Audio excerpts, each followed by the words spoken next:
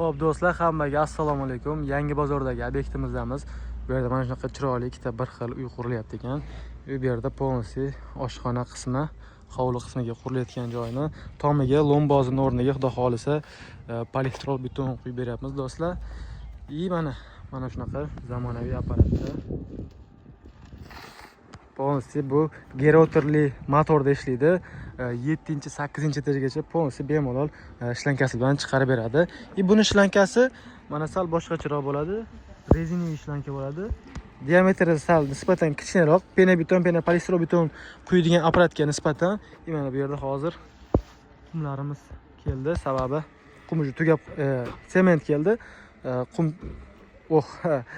Sementimiz keldi, sababi apparat tez ishlayapti. Sement ham ulgurmayapti. Mana уже ikkinchi partiya sementimiz yetib kelgan. Pastda polisi granulalarimiz turibdi, mana bu pokeylar. Eng qizig'i, bu apparatimizga granulani qoplab solib o'tirish shart emas. Bu o'zini motori bor, mana shu yerda motori bor. Shu motorini как pilisoska o'xshagan narsa.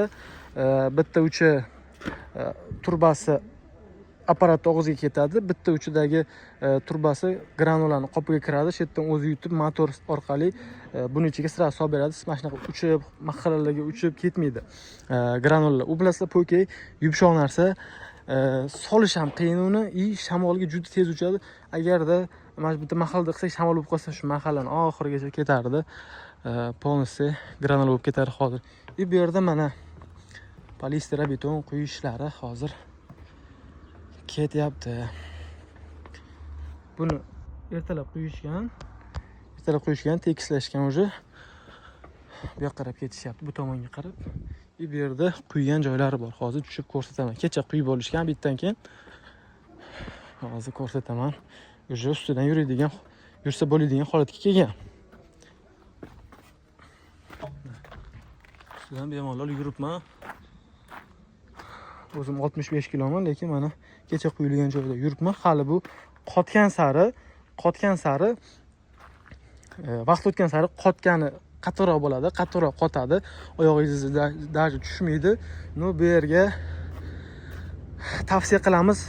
Chiqib ketganimizdan keyin, bir kun o'tgandan keyin, bir hafta davomida 2 mahaldan, hozir quyosh qaranglar, sig'ligini 2 mahaldan yengil sug'orib turadigan bo'lsa, bu polistrol betonimiz ham markasi ko'tariladi, plotnosti oshadi, qattiqligi kuchayadi va betonimizni umri ancha uzayadi, ancha yaxshiroq bo'ladi betonga. O'zi bu ham обычный betonga o'xshagan suv bilan uhud talab qiladi o'ziga. Beton bitgandan keyin, quyib bo'lgandan keyin o'ziga uhud talab qiladi. Shu quyib turadigan bo'lsak, xudo xolisa mikrotreshnalarni oldini olamiz, qattiqroq bo'ladi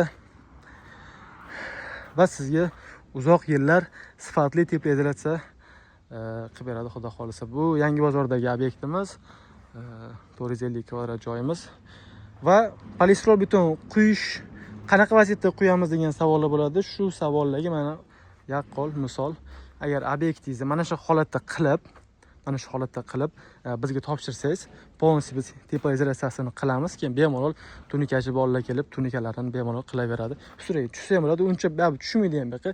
Quyganimizdan keyin sirazi yopishlarni boshlasa ham bo'ladi. Buni yopgandan keyin ham qilsak bo'ladi, chunki bemalol pastlarida, yonlarida odamlar yursa bo'ladi. Yopgandan keyin hozir yozgi kuni kunlar isib ketadi. Ichida ustani ishlashiga ozgina qiyin bo'ladi. Mana shu ochiq havoda issiq bo'lsa ham ozgina havo aylanib tursa bemalol ustalar ishlab biladi. Shunaqa mana strapelani, to'sinlarni qo'yib, mana qo'yadigan bo'lsak, shundan keyin quyib yuborsak, bundan keyin yopsak bo'ladi.